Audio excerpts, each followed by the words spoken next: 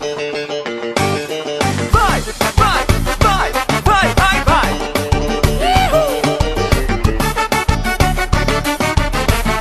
Escuta só com muita atenção essa história que eu vou contar agora.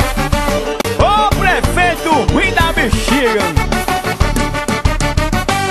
Prefeito, o senhor tá tão nervoso somente porque o povo todo lhe abandonou. Prefeito, o senhor nos tratou mal, pensando só no real, e o povo se revoltou. Mas antes que sua cabeça exploda e lhe dê um piripá, que algo mal lhe aconteça, escute seu prefeito, meu conselho, vá na fábrica de gelo, esfria sua cabeça. Escute seu prefeito, meu conselho, vá na fábrica de gelo, esfria sua cabeça.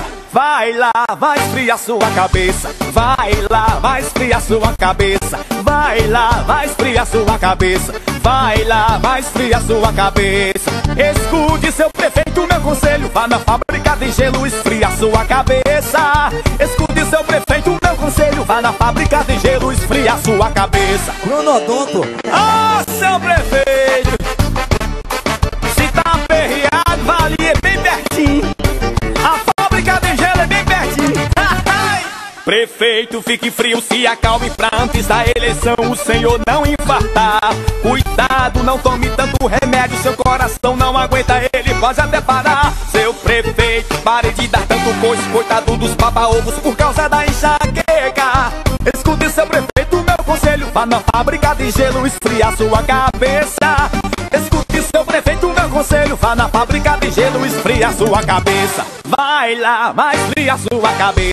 Vai lá, vai esfriar sua cabeça. Vai lá, vai esfriar sua cabeça. Vai lá, vai esfriar sua cabeça.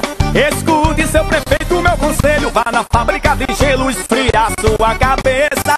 Escute seu prefeito, meu conselho, vá na fábrica de gelo, vai esfriar, vai. Vai lá, vai esfriar sua cabeça. Presta atenção, seu prefeito, tá de cabeça quente, tá ferrado.